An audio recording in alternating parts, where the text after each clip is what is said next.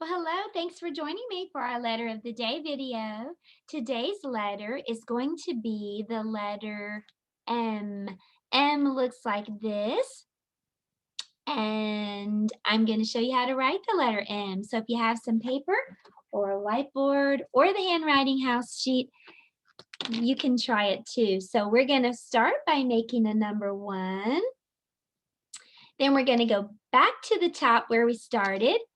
We're going to slide down, and then we're going to walk back up, and then we're going to fall straight down again. It kind of looks like the letter V in the middle, doesn't it? Down and up and down. So see if you can make the uppercase letter M on your paper. I'll show you what that looks like on the handwriting house. So we're going to make a number 1. And then we're going to go back up to the top, right where we started. I'm going to put a pink dot so you can see where I'm headed. Then I'm going to slide down and walk back up and then fall straight down. That's the uppercase letter M. Let me show you again. So make a number 1 and then just go down and up and down. Can you try? You can skywrite if you don't have paper. Go back to the top, down and up and down. That's the uppercase letter M. And you can pause and practice right now, or you can just practice later for homework if you'd like. Let's talk about the lowercase letter M. The lowercase m looks like this. We're going to make another number 1, but it's going to be much smaller. So make a small number 1, but don't pick your pencil up this time.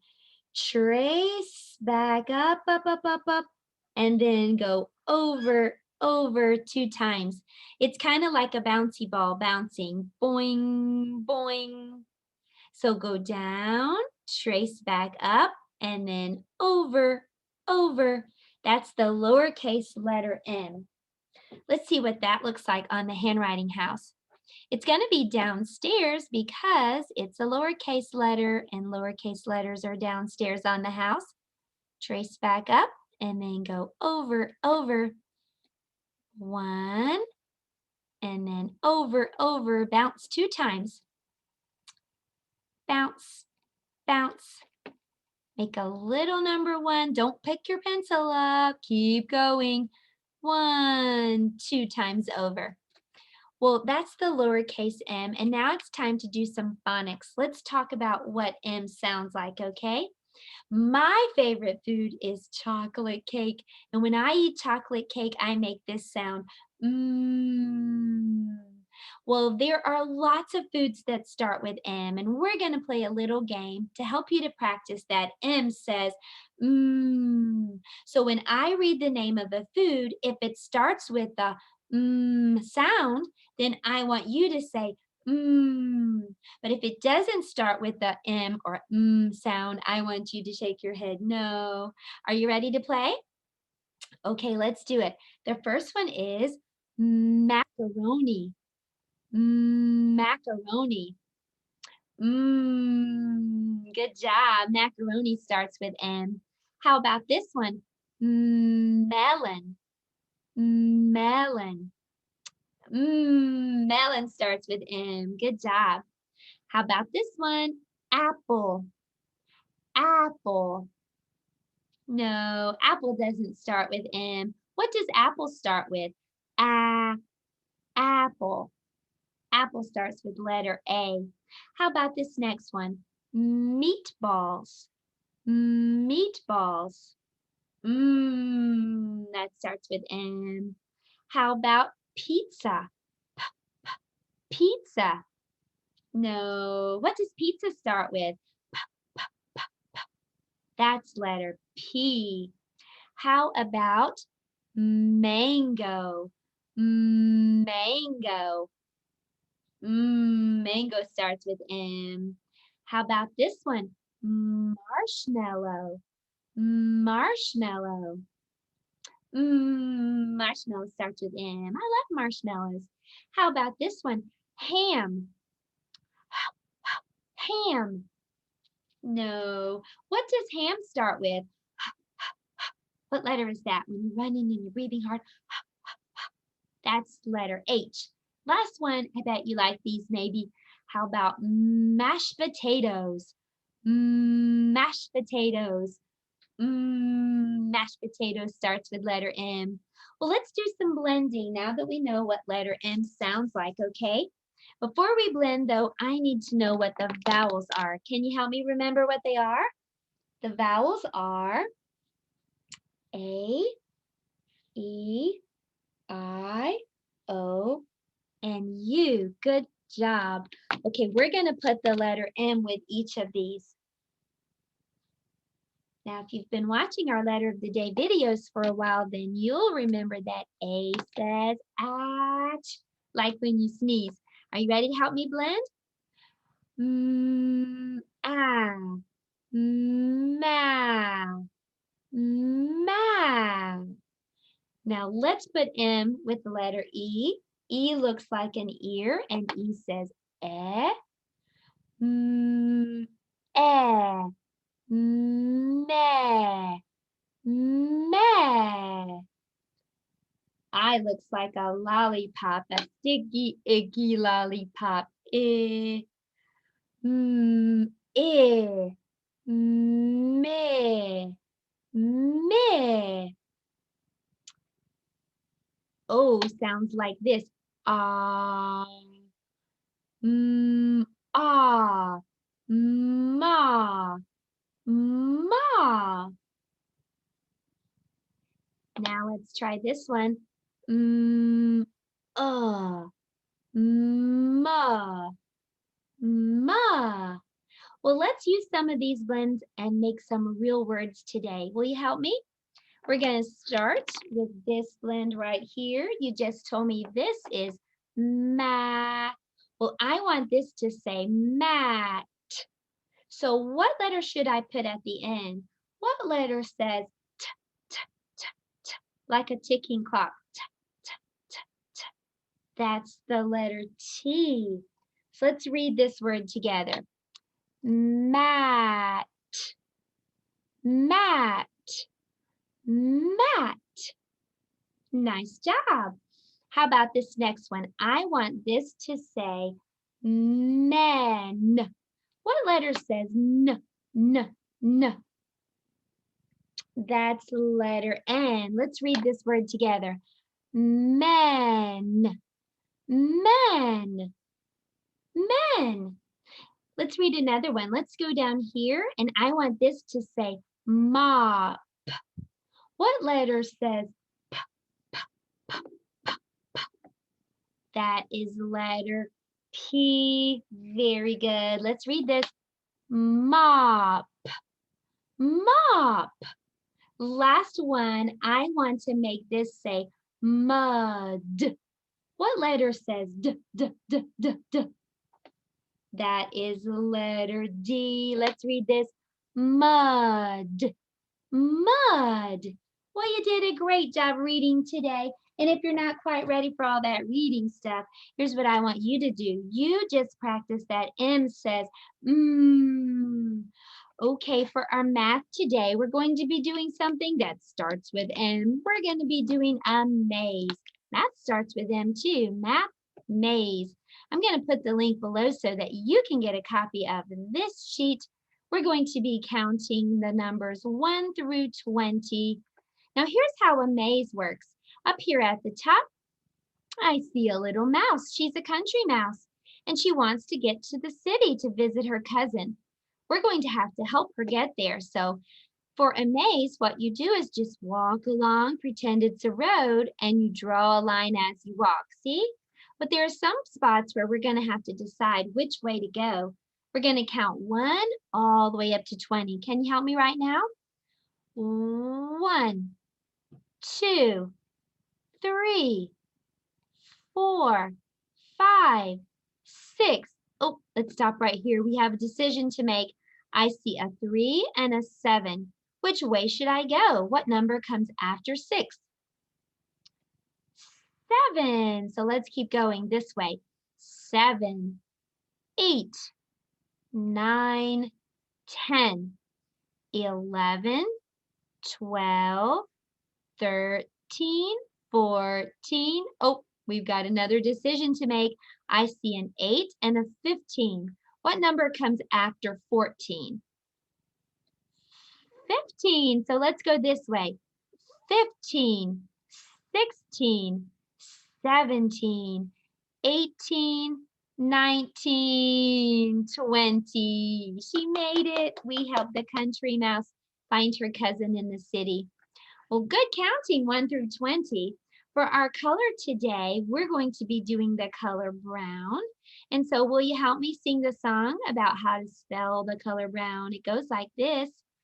There is a color we all know. Can you guess what it is? B-R-O-W-N, B-R-O-W-N, B-R-O-W-N. That's how you spell brown. Well, our shape for today is a triangle.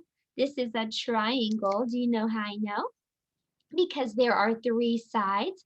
A triangle has 1, 2, 3 sides, and a triangle has 3 corners. Corners are where the 2 sides meet. Let's count the corners together. 1, 2, 3. Well, we're going to use this triangle and some other shapes to make a mouse. I'm going to put some paper right here. Red, will you help me hold the paper? Our class pet fish is going to help me hold that on his tank. And I'm going to take that triangle that we just talked about, and I'm going to put that on the paper. Remember we said that a triangle has 3 corners. So I'm going to put some shapes on each of these 2 top corners. What shape is this? This is a circle. The circle has no sides and no corners. It's just round and round. So I'm going to put 2 of those at the top 2 corners on the triangle. Okay, can you already see it's starting to look like a little mouse? Now I'm going to take one big shape. What shape is this? That is a circle, another circle. It's just a big one. Let's put that on here underneath the triangle. Ta-da! We just made a little mouse. Now I think he needs a face, so let's bring him over closer and make some eyes and nose on him. So the bottom corner of the triangle is right here. I'm going to draw a little dot at the bottom of that triangle. Then I'm going to draw 2 dots for his eyes, and I'm going to draw some whiskers. And I've already drawn a tail. Did you know that a mouse's tail is about the same size as the mouse? That is pretty cool. Well, that's one fun way to practice our shapes for today. Now we're going to do some art. So let me change my camera view so you can see what we're going to make. For art today, we're just taking 2 brown bags. That was our color for today. And we're going to turn them into 2 houses. A house for the city mouse and a house for the country mouse. So I just took my markers and I decorated the other sides of the bags. One to look like a city house and one to look like a country house. And I'm going to put the link below so that you can get the link to where I got this great idea. Okay, so now I'm just going to open up each of these brown bags. I'm just going to take newspaper and crumple it up and put it inside. Then I'm going to fold down the top, and I'm going to do the same thing with the other bag. Here's my newspaper, and I'm going to put it inside and fold down the top. Now these make really cool little houses, and the best thing about them is they can stand up. Let me show you. So take a look at our little houses that we made, and if you'd like to, you can maybe even make a little mouse for each of the houses, and maybe even use your Hot Wheel cars, and you could make a whole village if you'd like to. Well, today we're going to read a story. It's called The Country Mouse and the City Mouse. Let's do that together. This story is by Jan Brett.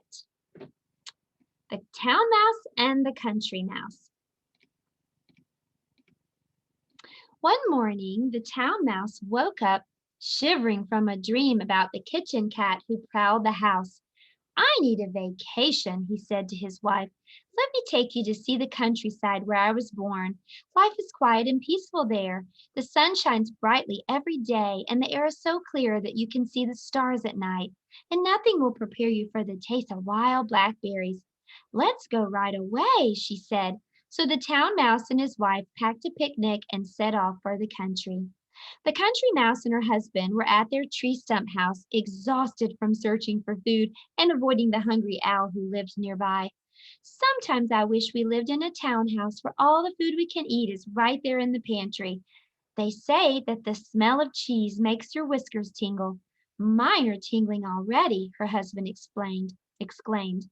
The town mice were outside the country mice's house, putting a huge chunk of cheese in the middle of their picnic cloth. The country mice peered down at it. They heard the town mouse exclaim, "This is the life! Wildflowers, spring peepers, if only we lived here." The country mice crept out. "You like it here?" they asked. "Why, we've always wanted to live in a town house." The town mouse offered them a nibble of cheese. "Why don't we trade houses?" he said. "Would you?" asked the country mouse, her mouth full of the delicious cheese. "We'll leave right now," as she said. As they said goodbye, each of the mice thought that they had the better part of the bargain. It was dark when the country mice arrived in town and found the house. They tiptoed inside and wandered into the sewing room where they found what they thought was a sumptuous bed and fell sound asleep. Much too early the next morning, a loud clanging woke them up. Sooty clouds of smoke were pouring over them, and they heard a strange voice purring loudly. "Sauces and ham! It's hungry I am. Sauces and ham! It's hungry I am. Mice in my stew, wait till I catch you." "Who do you think that is?" the country mouse asked his wife.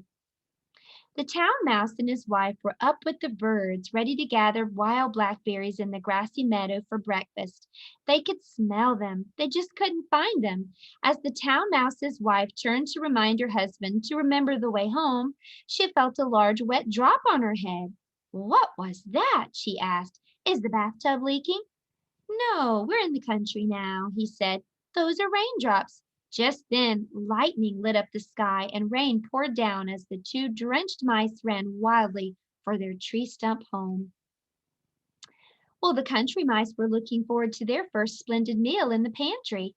"I'm sure there's ham in the ice chest and rolls in the bread box, but the best smell of all is coming from up there," the country mouse told her husband. "It must be a fine old cheese. I'll climb on your shoulders and get it." But she couldn't quite reach it. "Stand on your toes," she called down. But just as she got hold of the cheese, her husband lost his balance. The top slammed down, and she was left hanging by her tail. Help me, I'm caught," she said. Back in the country, the town mouse had put on dry clothes. He was especially proud of his bright new jacket. "So colorful and eye-catching," he said to his wife. "Let's stroll in the forest. We'll come back loaded with acorns and hickory nuts." But their walk was soon interrupted. The town mouse's colorful coat was so eye-catching that it caught the eye of a curious blackbird, and his wife held him by the foot. Otherwise, he would have been carried away. Not far away in town, the country mouse felt his wife's silky tail.